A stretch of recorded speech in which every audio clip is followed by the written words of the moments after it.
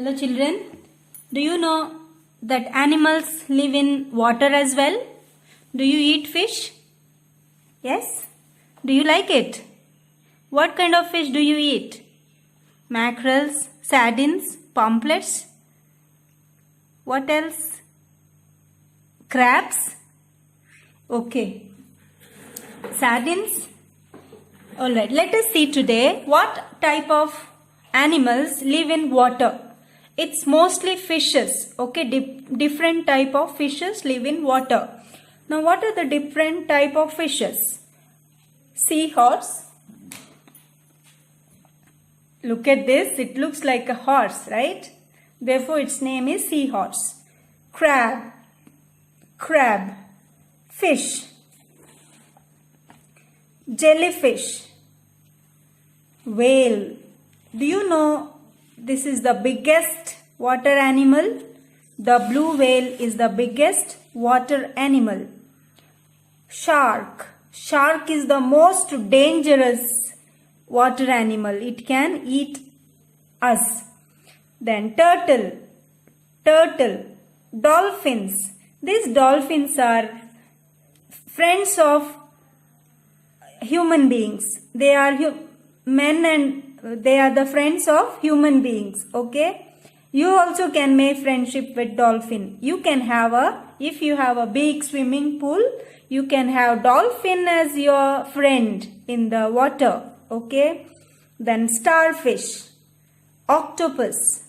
Why it is called as octopus? It has got 8 tentacles. Okay. And then it's the lobster. Okay, this much is about water animals, and now you have to do the problem solving of water animals with their shadows. Okay, match the correct shadows. You see here, same one is here. This fish is here. Okay, like this you observe and do the matching. Okay, one I'll do for you. Now let's learn about some more water animals. Now is the time to learn about the birds. There are 2 types of birds. The birds which can fly high and the birds which cannot fly high. If they are very heavy, they cannot fly high. Okay children?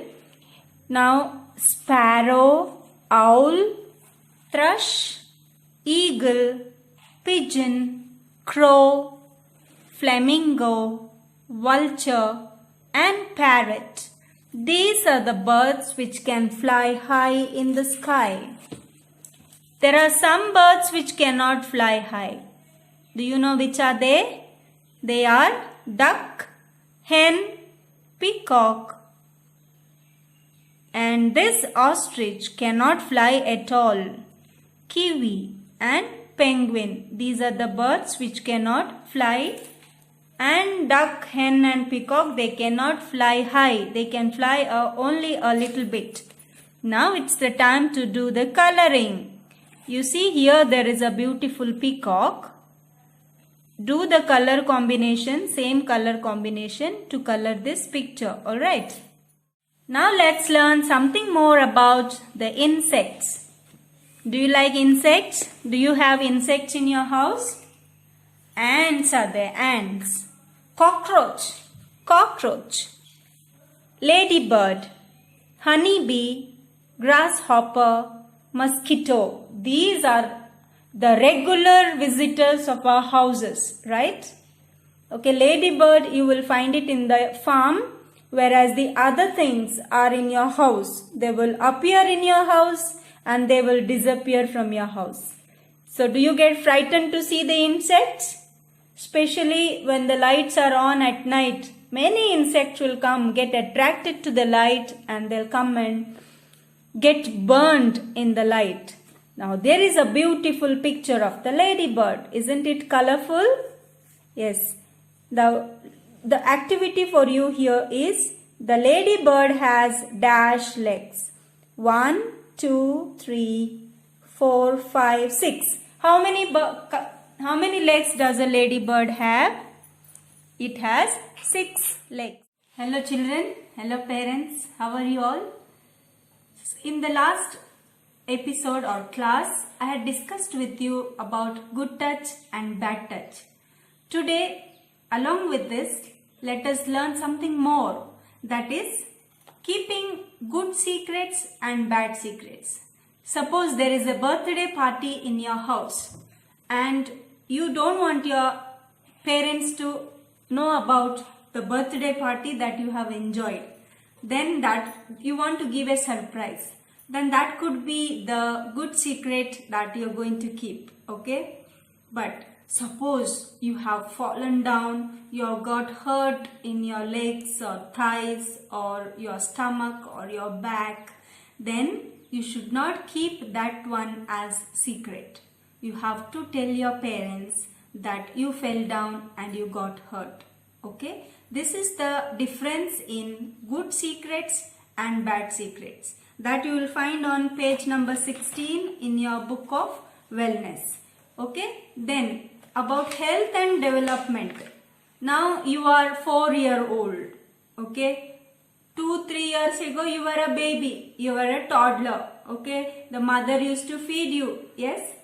Now you want to eat yourself, you want to be independent, and then after few days, few years, you will grow big.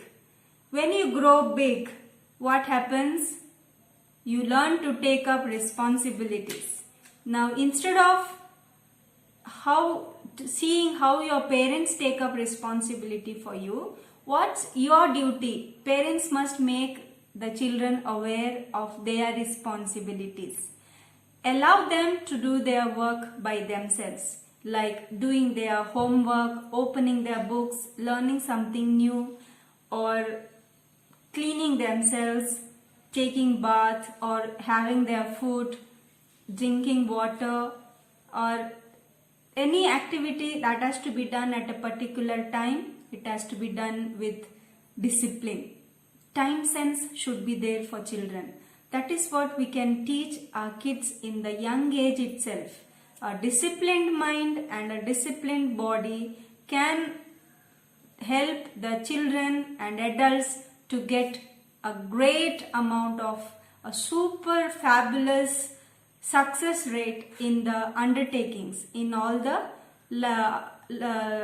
skills that we will be learning and applying in your work, and then getting the results that we desire, and that will give us tremendous achievement and happiness in life. As we grow, what are the changes taking place in us?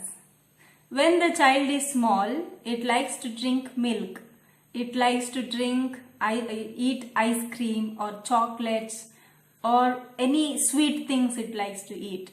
And when it is growing up, when the child reaches its father's age, say for example 25 or 30 years. So do they like to eat milk at that time? Or do they like to eat sweets all the time? Or junk food all the time? No. And as we grow old, look at your grandmother and grandfather. Do they have the same desires as you have? No.